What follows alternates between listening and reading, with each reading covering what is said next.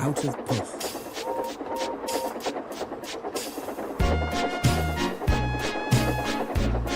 The Express is a long, heavy train. Gordon usually pulls it, but only as far as the other railway. Another engine takes the coaches from there to London. It is an important train too, and must always run, whatever happens. If Gordon is ill or busy somewhere else, James or Henry have the chance to pull it. They try their best and do it well.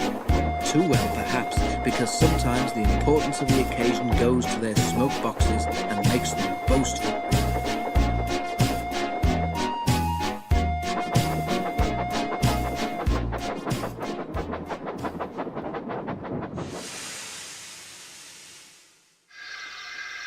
One day, Henry was feeling pleased with himself.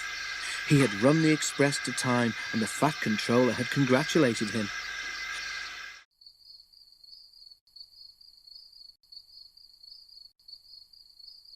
"I don't know what the fat controller would do without me," he said importantly in the shed that evening. "Have a care," warned Douglas. "Too much puff about yourself, and you'll maybe run out of puff one day." "Pooh," scoffed Henry. "I pulled 2 trains and a failed diesel once, and the fat controller said I was an enterprising engine." "Aye, I mind it well," agreed Donald. "I took the goods train on, you recall, but Dougie is right. Puff goes before a fail." The Scottish twins were wasting their own puff, of course, because Henry took no notice whatsoever. A little later, the railway had to begin using a new sort of coal. It was dusty and burned with clouds of thick black smoke. The fat controller was cross, and the engines didn't like it either. "Filthy rubbish," they grumbled. The new coal made more ash too. Before long, all the engines began to have pains in their smoke boxes. Hot ash collected there and gave them the most awful indigestion.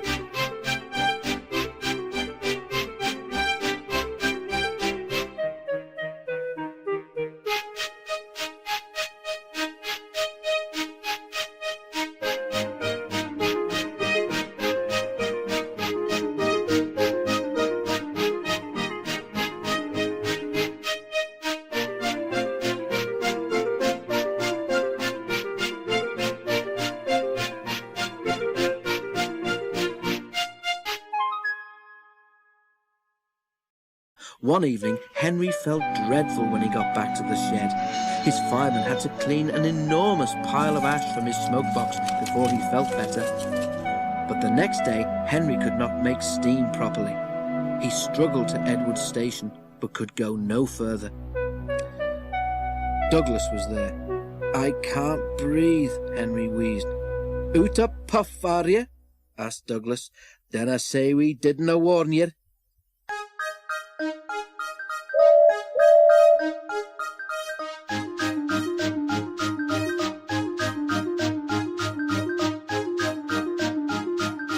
Henry couldn't answer. Douglas took his train for him.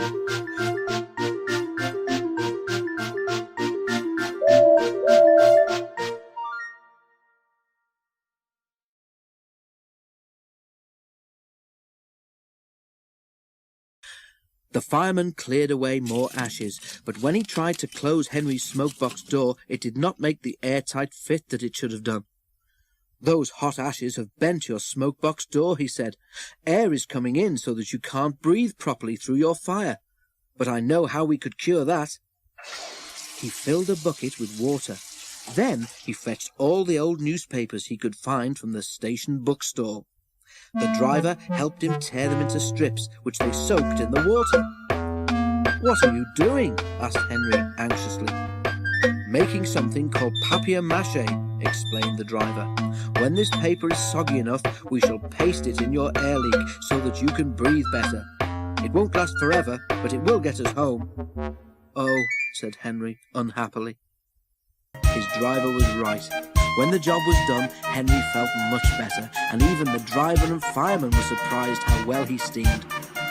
"We'll have to get the fat controller to make it permanent," they joked.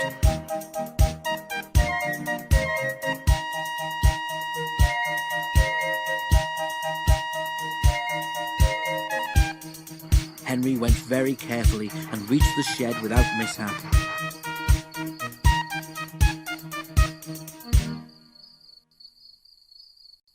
His story was there before him, of course. Donald and Douglas didn't say anything, but now and then made sort of breathless, puffing noises. Henry thought they must have a very odd sense of humour.